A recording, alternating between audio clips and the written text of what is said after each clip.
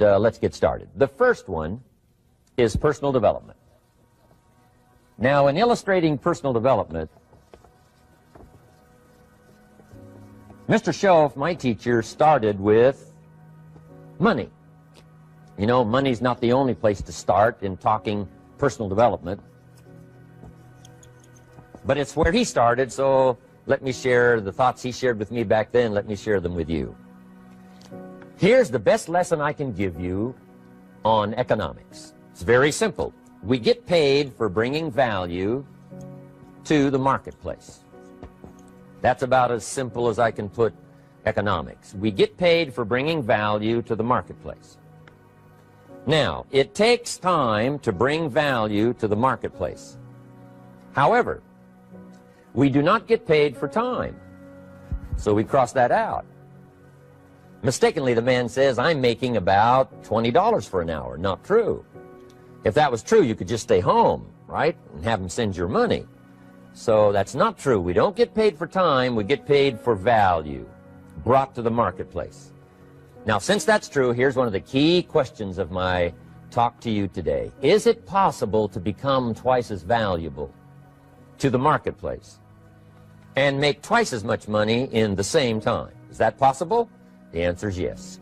Could you become 3 times as valuable as you might be right now to the marketplace and make 3 times as much money in the same time? And the answer is yes. 5 times, 10 times? Of course. America is unique. It's a ladder to climb. It starts down here, let's say, at $5 an hour, and it keeps going up. Top income last year, $80 million. The guy who runs Coca-Cola. Now, that's a heck of a ladder. That's why everybody wants to come here, right? The boat people are not headed for Vietnam. People haven't plotted and schemed for 50 years saying if I could just get to Poland, everything would be okay. Not true. Everybody wants to come to America. And the reason is because we've got the best wind ever blowing in our favor. We've got the best economic opportunity anybody's had in 6,500 years. And all you have to do is understand it and take advantage of it. Now, there's some key questions to ask here. Why would the marketplace pay someone only $5 an hour? Very simple answer. They're not very valuable to the marketplace. Now, we must underline to the marketplace. This person might be a very valuable brother, yes. Member of the family, valuable, yes. Valuable member of the church, of course. Valuable citizen of the country, yes. Valuable in the sight of God, no doubt. We're all of equal value in the sight of God. But if you're not very valuable to the marketplace, you don't get much money. You say, well, it shouldn't be that way. Well, then you got to start your own country. You know, this one's been in process for 200 years, and this is the best we've been able to come up with so far. But here's the key. You don't have to stay here. Now, there was a big debate in Congress last year that this $5 was not enough, should be 6, should be 6, should be 6. But we don't need legislation. 6 is already on this ladder. The next step up. You know, if you work for McDonald's, they'll pay you $5 an hour to take out the trash. If you whistle while you take out the trash, they'll pay you $6 an hour. So we don't need that legislation. You just need to take lessons on how to whistle. Have a good attitude. Now, as you begin to climb this ladder, why would the marketplace pay some people $50 an hour? Answer, evidently, they must be more valuable to the marketplace. 10 times more valuable. And is that possible for someone to be 10 times more valuable and earn $50 an hour instead of 5? And the answer is yes. That's what America is all about. Now, why would the marketplace pay some people $500 an hour? Evidently, this person must be much more valuable to the marketplace. That's what's important to understand, to the marketplace. And would the marketplace pay one person $80 million for 1 year's work? And the answer is, of course. If you helped a company make $1 billion, would they pay you $80 million? I'm telling you, it is possible. And that's why America is so exciting. That's why this financial ladder is so exciting. It's possible for all of this to come true for all of you, no matter where you start. As a student in school, just getting started out there in the workplace, This is all possible for you. Now, Mr. Schoaf gave me the clue on how to climb this ladder as high as I wanted to climb. Now, we're talking primarily economics here. There's a lot of other ways to become valuable to your family, valuable to your friends, valuable to the community, valuable to the team, right? Valuable to the team effort, valuable to the concert. But here's what he said to me. In climbing this ladder economically, all you have to do is work harder on yourself than you do on your job. Once I heard that, it made sense to me. I kept hoping that everything else would change around me, found out that if I went to work on myself, worked on my skills, worked on my language, if I became better than I was each year, if I grew in skills and language and vocabulary and competence, then I would become attractive to the marketplace. Not very long ago, a company called me and said, Mr. Rohn, we're expanding internationally. We'd like to have a bit of your expertise to help us. Would you give us a bit of your time? We'll add some millions to your fortune. And I said, okay. And I thought later, isn't that interesting they would call me? Then my second thought was, of course they'd call me. Who else would they call? I can get the job done. Now, what a contrast for me, farm boy from Idaho, raised in obscurity, parents of modest means, broke when I was 25. How come I would get a telephone call and someone offer me a lot of money to help them in expanding around the world? Simple answer, evidently. Something happened to me between age 25 and where I am today. And I can tell you where it all started. From my teacher, Mr. Schoaf, who said to me, we don't have to change what's going on out there. That's the wind that's blowing. All we have to do is change what's going on in here. And now there's several ways to do that on personal development. And let me give you those ways. Here's the first one. We must learn from personal experience. Pretty simple. Learn from what happens to you. Take a look back over the last few months. Did you make some mistakes? How could you correct those for the future?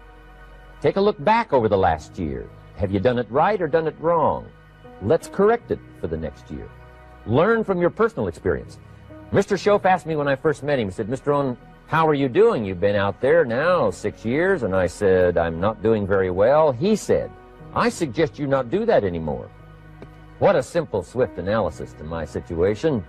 He said, if you keep doing it, the next 6 years will be like the last 6. You don't want that to happen. Let's make the changes. So learn from your personal experience. Now here's number 2, why I came to share this video experience with you today. And that, I call it OPE, other people's experiences. That's me, other people. That's your teacher, other people. That's your friends and colleagues, other people. The people you meet that can pass along to you their experiences, what's happened to them, the mistakes they made, how they corrected them, how they changed their health and changed their bank account and changed their income and changed their future. That's it, other people. Now, there's 2 kinds of people to learn from. One is failures. It's too bad failures don't give seminars, right? That would be valuable. Bring your notebook, have them tell you how they lost it all and threw it all away, threw their health away and threw their friendships away and things didn't work out well. That would be valuable. But now then we must also learn from positive, people that have done well. They've got the health, and so we ask them, how did you become so healthy? They've got the skills, so we ask them, how did you become this skillful? They've got the income, so we ask them, how did you get here in such a short period of time? So now here's what's important in personal development. In learning from other people, we learn, number 1, by observation. We learn what we see. We watch people that are successful in what they do. In sports, we watch their disciplines. In business, we watch their disciplines. By observation, what we can see. The reason I created this video was something that you could see someone's experiences translated for you. Second, we learn by what we hear. I've got some of my lectures on cassette tapes, so you can take them with you wherever you go and learn by listening. Turn your car into a mobile classroom and listen. And then listen to the sermon on Sunday morning. Listen to the lectures. Listen to the teacher. Listen to someone who's got something good to say. And then number 3 is vitally important on personal development, and that is read all the books you can possibly read in your lifetime.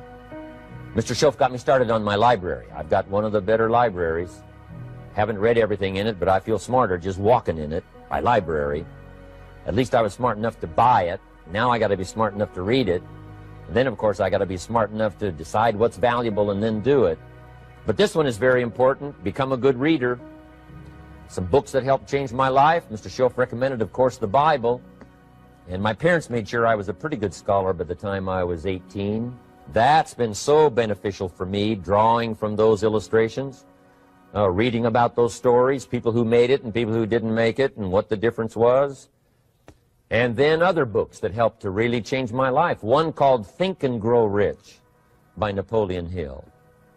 And then a book that helped me become financially independent by the time I was 31. And that book is called The Richest Man in Babylon by George Clason. And I'm going to share a little bit of that book with you when I get to financial independence today, our 3rd subject. But I started reading the books, attending the classes, making sure that I got in front of people that had something good to say. And then I started keeping a journal. One of the major things my teacher taught me was to keep a journal. He said, don't trust your memory. If you hear something good, just make a little note and write it down. Now, at first I took, notes on pieces of paper and torn off corners and backs of old envelopes. And it didn't serve me well, thrown in a drawer. Then I learned to keep a journal, a bound copy of all my notes. So I would suggest you do the same. Things that impress you, a poem that impresses you. When you attend a class, some of the ideas that impressed you, jot them down. You read something in a magazine, right? Some ideas. Take those out, put them in your journal. Keep a good journal the rest of your life. This will serve you well. My journals make up a significant portion of my own library. And if you saw my library and saw my journals, I tell you what you'd have to say. This is the library, and these are the journals of a very serious student. No wonder Mr. Rohn is invited to lecture and speak on his experiences around the world. So I want the same thing to happen to you. Value captured that you can resort to later, go back over it and review it, and let it become valuable to you. So that's my first subject, personal development. Work harder on yourself than you do on your job. Develop the skills, learn the lessons, take the classes, absorb all that is being taught to you these days. And then later on, of course, you can sort it out, what's valuable to you and how to refine it for your business and for your life and for your future. But the main thing is to get it and start this process of personal change, personal development. And let me say it one more time. If you will change, everything will change for you. You'll never be the same. You'll keep growing. As you look back on a few months, look back on a few years, you won't believe the progress you can make. Economically, your relationship with your family, your friends, and whether you're in sports or economics or whatever, I'm telling you, that whole process of committing yourself for personal change, personal value, can really make your life unique and worthwhile. Now let's cover the second subject, on setting goals. Mr. Schoaf gave me some tips on setting goals that changed my life forever. And I want to share those with you. So let's talk about setting goals, and I also want to tie it to personal development, and you'll see how I'm going to do it as I progress here. Setting goals. We need to take a look into the future. There are 4 things to consider in terms of attitude. One is how you feel about the past. Best advice I can give you on that is treat the past as a school. Let it teach you the mistakes you've made, the things that went wrong, the things that didn't work. Don't use the past as a burden to carry, and don't use the past as a club to beat yourself to death. Past losses, past failures, past mistakes. But let the past be a school. Tough school maybe. We've all been through some tough stuff. So if you feel good about the past, draw from it for experience and let it teach you. Then next is how you feel about the future. We've got to have the future well designed. The future is called the promise. And here's what we teach in our leadership series. The promise of the future can be an awesome force for your own future. the promise of the future, designing the future. There's two ways to face the future. One is with apprehension, and the other is with anticipation. I promise you, in my travels around the world, most people face the future with apprehension. And here's why. They don't have it well designed. They've sort of left that up to someone else to fix. But here's the best way to face the future, with anticipation. And you can face the future with anticipation if the future is clear, if the future is well designed. And I would like to have you consider some thoughts with me that help me to really change my future by giving it some thought and some consideration. And here it is. In setting goals, it's very simple. Number one, decide what you want. You just take a little time. You sit down and say, what do I want? What kind of skills do I want? What kind of income do I want for the future? What would I like? Where would I like to go? Places I'd like to visit. Habits I'd like to acquire. Skills I'd like to have. You just take a little time to think about what you want. Economics, friendships, people you'd like to meet, places you'd like to go. You just take some time.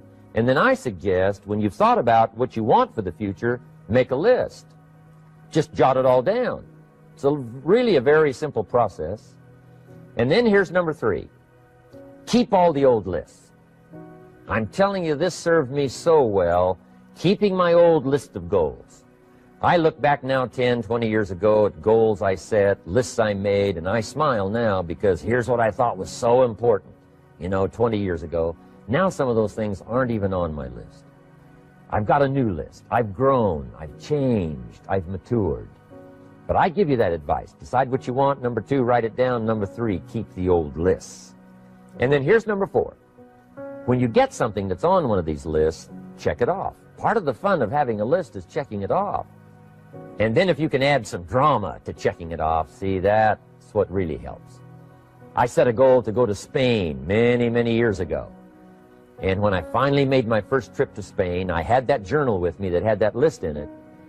And while I had my journal on my lap, waiting for the wheels to touch down in Madrid, I waited until the wheels touched the runway, and I checked it off. Just adding a little drama. So, part of the fun of having a list is checking it off.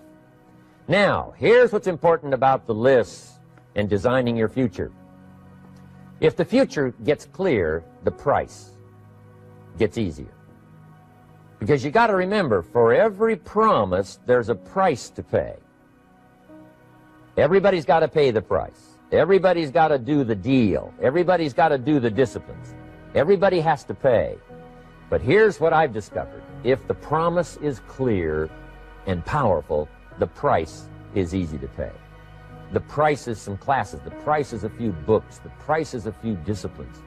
The price is finding something that'll make your life better, make you grow, make you change, make you develop. So the first part of the key is to design the promise. Then, what is the price to pay? I'm telling you, the price will be easy. Anybody in my audience can pay it, no matter where you are, where you come from. Color doesn't matter, religion doesn't matter, where you grew up doesn't matter, circumstances don't matter. I'm telling you, if you'll make the promise of the future clear for yourself, the things you want, the places you want to go, the things you want to have, the person you want to become, the skills you want, the homes you want, the future you want, the friends you want, all of the values of life that you could possibly want. If you'll make that clear, make those lists, and be serious about it, I promise you it's an easy price to pay. Anybody can pay it. And the best advice I can give you is, if I can do it, you can do it. Farm boy from Idaho, raised in obscurity, I changed my life, turned it upside down, turned it all around, found economics, found future, found promise, and if I can do it, you can do it. So, start setting your goals and see if you can't get a better excitement going for the things you want to accomplish for the future. Now here's my third subject, and that's called financial independence. Oh, by the way, before I get to financial independence, let me cover one more point. One of the major reasons for setting goals is for what they make of you in achieving them. My teacher advised me when I first got started at age 25, he said, Jim, why don't you set a goal to become a millionaire? He said, it's got a nice ring to it. you know, enough zeros to impress your accountant. And he said, I'm here to help you. You're only 25 years old. You've been to 1 year of college. You've got a beautiful family, every reason to do it. Why don't you set a goal to become a millionaire? And he said, here's why. And I thought, he doesn't need to teach me why. Wouldn't it be nice to have $1 million? He said, no, then you'll miss it. He said, here's why. For what it will make of you to achieve it. I'm telling you, that statement changed my life. Set the kind of goals that will make something of you to achieve them. He said, now, once you become a millionaire, what's important is not the money. I thought, that's kind of strange teaching. He said, honest, it isn't important. He said, you could just give the money away. Now, I did better than that. I lost it all. By the time I was 31, I was a millionaire. By the time I was 33, I was broke. And I'll tell you a little bit about that story later. But when I lost all my money, guess what? I found out Mr. Schoaf was right. What was valuable was not the money. What was valuable was what I became to earn the money. The skills I had, the knowledge I had about the marketplace, the values that I had going for me. They were more valuable than the money. And here's an important statement to remember. It's not what you get that makes you valuable. It's what you become. So part of the key here is to set the kind of goals that will make something of you. Don't set them too low so that you don't have to grow and you don't have to read and you don't have to try and you don't have to stretch. Don't set them too low. And then don't sell out. Don't go for something that's going to cost you your virtue or cost you your values or sell out your principles. There's a good middle road here to follow. Goals that will inspire, goals that will help you grow, change, develop, and become better than you are. Okay, now let's talk about financial independence. How to become rich by 40, 35 if you're extra bright, much sooner if you find an opportunity like I did. Let me show you how I did it. Financial independence. First of all,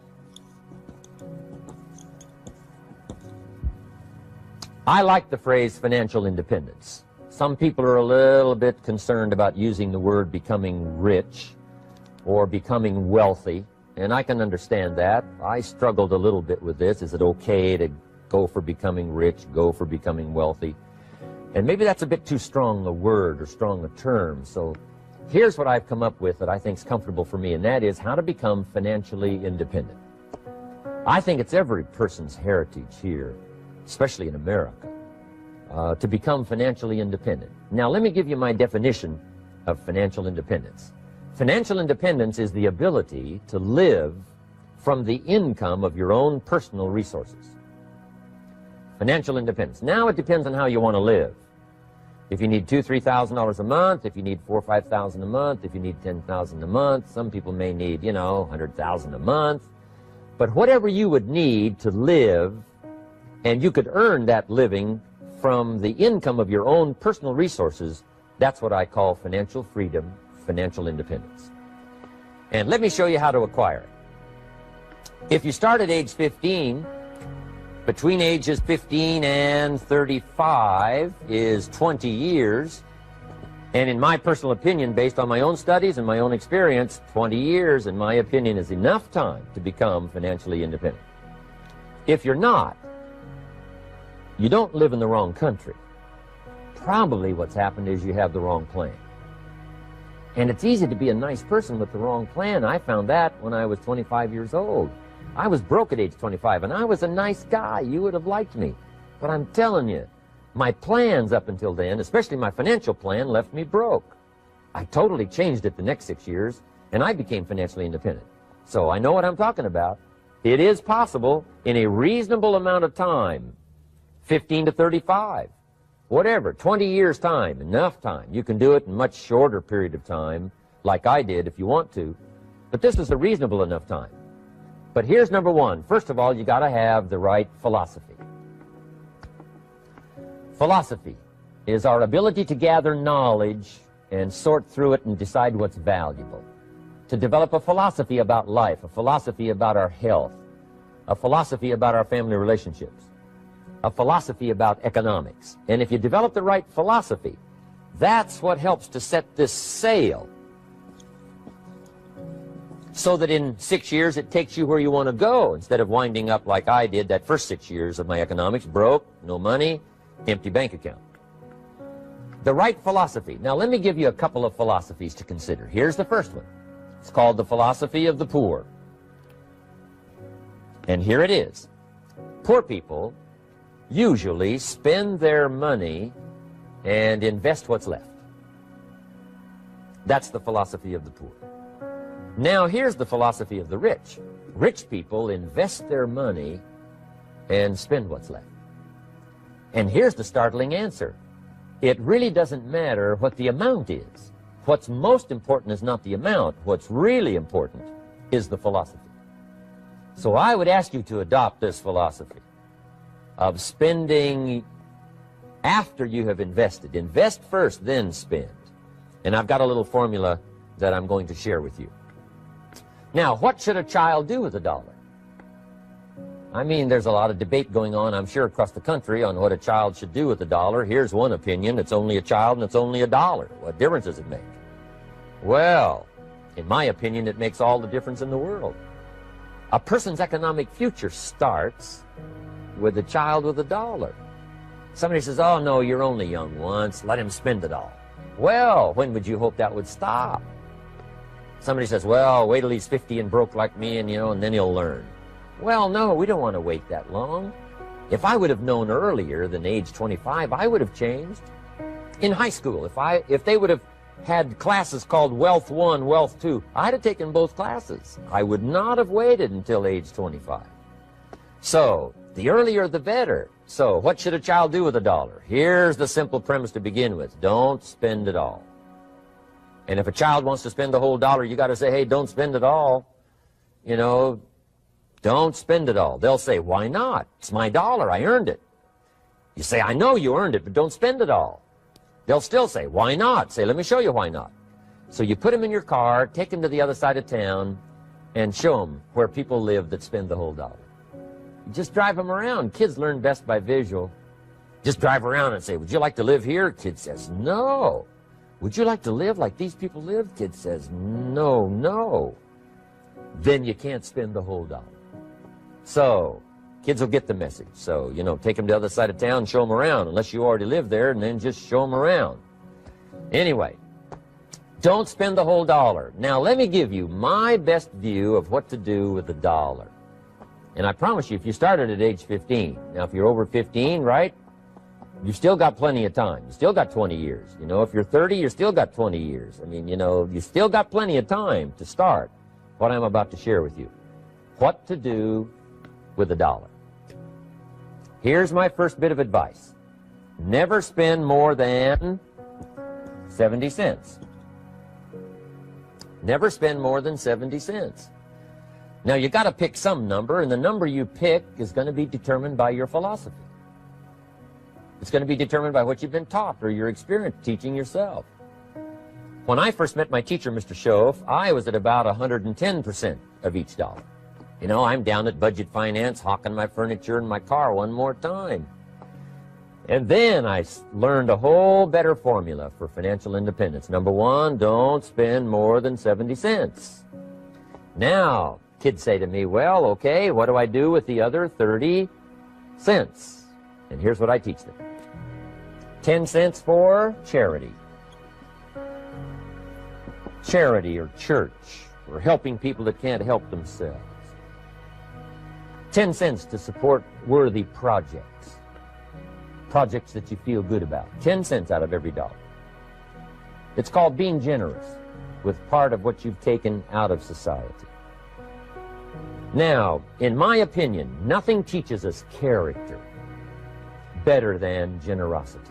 No class, no teacher, no book teaches character better than generosity. And the best time to start is when the amounts are small. And I know if kids learn these lessons well, they'll give a dime out of a dollar, help people that can't help themselves, support worthy projects. Or if you belong to a church, they teach tithe, piece of. That's very important. Now, because when the amounts get larger, sometimes it's a little more difficult. Giving 100,000 out of a million, someone says, oh, if I had a million, I'd give 100,000. I'm not sure. That's a lot of money. So the time to start is when the amounts are small. 10 cents out of the dollar. Okay, next 10 cents I call active capital. Active capital means do something to make a profit. Active capital. Set aside a portion of your income. Wages are okay, but I'm telling you, wages will make you a living. Profits will make you a fortune. So set aside part of your income as capital, called active capital. Any kind of project you can possibly think of, you can possibly come up with. I'm going to write a new book, I think, for kids. I think the title is going to be, Of Course Kids Should Pay Taxes. It's kind of an interesting title. In California, kids do pay taxes. When a child walks into 7-Eleven, buys something that costs $1, the proprietor says, give me 7 more pennies. And the child says, hey, what's these 7 pennies for? And the proprietor says, that's the taxes. Kid says, well, hey, I'm only 8 years old. Proprietor says, congratulations, you're my youngest taxpayer. Give me the money. So in California, where I live, kids do pay taxes. Big question is, should they? And my book will answer that question. Of course, kids should pay taxes. Nothing is for free. If you want to ride your bicycle on the sidewalk instead of in the mud, you got to pay the 7 pennies. Nothing is free, so we all have to pay. So, 10 cents out of your living, out of the money you earn, set aside for capital. Capital to try your best to show a profit.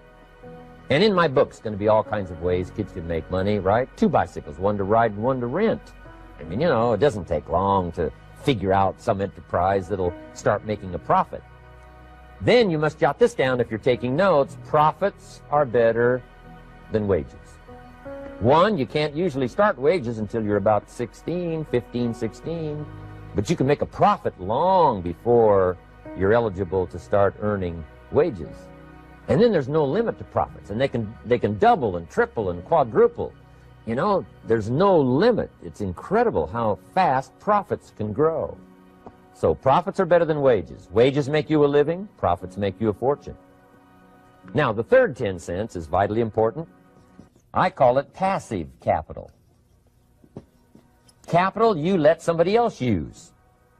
A financial institution, stocks and bonds, mutual funds, whatever. Let someone else use it. You furnish the money. They use it to make a profit, but they pay you for the use of it, called interest.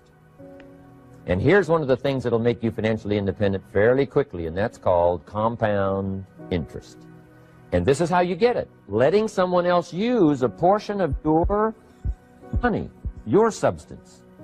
They show the profit, they pay you interest. And this passive capital, I'm telling you, over a sustained period of time, if you'll develop this little 10, 10, 10, and 70, especially starting at age 15, I'm telling you, by the time you're 35, you will be financially independent. You'll have the ability to live from the income of your own resources. And then one more point on passive capital. There's a Bible philosophy. I'm an amateur on the Bible. But there's a Bible philosophy that teaches the borrower is servant to the lender. And if you want to be in a powerful position as you grow older, finally when you become mature, maybe have your own business, things have worked out for you for the future, the position you always want to be in is the power position. And that's called the lender. The lender is the power position. So if kids learn early enough, and then you ask them what they'd like to be when they grow up, I'm telling you, once they understand, they'll say, well, one of the things I want to be is one of those lenders. That's the power position, not the spender. No, you'll be pitied the rest of your life if you just become a spender. You got to become a lender. And I think this is one formulas to follow. 10 cents out of every dollar. Let someone else use it. Be the lender, power position. Then try to show a profit. Can't we teach our children how to take $1, search the neighborhood, find a broken wagon, pay $1 for it, bring it home, you know, clean it up, sand it until it's clean, paint it red till it shines, straighten out the wheels till they're true, take it back to the neighborhood, sell it for $5? Anybody can do that. Now, does the child deserve $4 profit? And the answer is yes. Society now has a mended wagon. And that's what America's all about. Finding something, touching it, making it better, making a profit, taking part of your resources, helping people who can't help themselves. Let someone else use it to make a profit. Some projects require more capital than one person has. Exciting. and then let them pay you for the use of it? America's had this philosophy now all these years. Communism has taught all these years capital belongs in the hands of the state, not in the hands of the people. We've been teaching all these years capital belongs in the hands of the people, not in the hands of the state. And we turned out to be right. Capital in the hands of the kids, capital in the hands of the people. Enterprises that make a profit, enterprises that grow. It's the hope of our future. So that little simple formula, I hope, will help you. Now, one more key on financial independence, and that is attitude. Attitude. Here's number one. I used to say, I hate to pay my bills. My teacher straightened me out on that. He said, let's see, Mr. Rohn, what you hate to do is pay $100 on an account and reduce your liabilities and increase your assets. I said, well, no, not if you look at it that way. He said, well, it all depends on how you look at it. So wouldn't you love to pay your bills, reduce your liabilities, increase your assets? You got to have that kind of attitude. I found out the same attitude about taxes. I used to say, I hate to pay my taxes. And Mr. Shove said, well, that's one way to live. But don't you understand? Taxes is how we care and feed the goose that lays the golden eggs. Wouldn't you want to do your share? Someone says, yes, but the goose eats too much. Probably true. But hey, we all eat too much. We all need to go on a diet. Better a fat goose than no goose. So I finally became a happy taxpayer. Now, I think taxes are too high, so I'm working to get taxes lowered for our economic future. But then whatever they turn out to be, I gladly pay and do my part, because that's what makes the whole system run, each of us doing our part. Now, I want these three subjects to be valuable for you. I want them to have meaning for you. I want you someday to be financially independent. I want you to have the personal development so that you feel good about yourself. If I had a chance to meet you someday, I'd like to have you show me the list of goals that you got started and say, Mr. Rohn, here's some I've already checked off. Here's the books I'm reading. Here's what's happened. I'm developing the skills. I'm better this year than I was last year. I've got more self-confidence. My skills are developing. That's what I want for you, and that's why I took the time to come and share in this video message with you. I do seminars all around the world, but this is one way that I can reach out and touch you in case you can't come to my seminars, wherever I am. Maybe this video will reach you somewhere, and it'll have an impact on your life. And what I'd like to do is later hear about it, a letter, phone call, or to have a chance to meet you in person. And now I'd like to leave you with these 4 questions, called questions to ponder.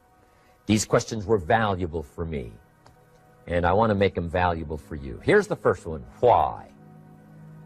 We all ask why we should work this hard, why take that many classes, why go to school that many years, you know, why take the notes, why read the books, why work that hard, why put yourself through the push-ups and the disciplines, why? Good question, why?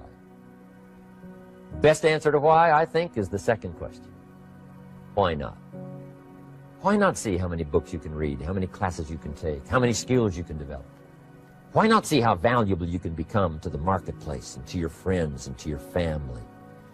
Why not see what you can make of yourself? Why not see how far you can go, how much you can see, how much you can earn, how much you can share? Why not? That's the heritage all of us have, in America especially, is to see what we can make out of our lives now that we've been given this extraordinary opportunity. Now, my third question I'd love to ask you in person. But since I can't do it in person, I want to ask it of all of you. But I want you to take it personally. And my third question is, why not you? Why not you? With good self-esteem. Why not you starting to change and setting goals? Why not you starting to make progress toward financial independence? If I can do it, you can do it. I wished I had a lot more testimonials here today besides mine. A whole steady stream that would come by and tell you their story. Someone who started with nothing, finally run a big enterprise. A mother who was on welfare, now she owns her own business. In addition to my story, I wish I had a lot more. And if all of them told their story, guess how they would probably wind up their story? They'd probably say, just like me, why not you? If we can read, you can read. If we can change, you can change. If we can figure it out, you can figure it out. If we can turn it around, you can turn it around. There isn't anything you can't accomplish. That's what those testimonials would say. And so I want to say it to you personally. Why not you? You've got the brains, you've got the stamina, you've got the vitality, you've got the interest, you've got your life ahead of you, you've got the future. You can do it. If anybody can do it, you can do it. If one of us can do it, hey, we all can do it. And now here's my last question. Why not now? This is a good time as the 20th century starts to wind down, a few more years as we get ready for century 21. What a good time to set your goals, work on yourself, work on your skills. What a good time to get it together. What a good time to start this process. Personal development, growing, changing, developing, having a good plan for your money and for your life and for your future. Why not now? And I hope I have a chance to see you one of these days and share with you the experience, the reaction, response you might have had from my message today. And until I get a chance to see you on this side of the world or the other side of the world, in some school or some seminar, or maybe I'll come and speak for a company that you work for someday, I hope I get a chance to meet you. Until then, I wish you the best. I want all that I've gotten to be yours and much, much more. God bless. Goodbye.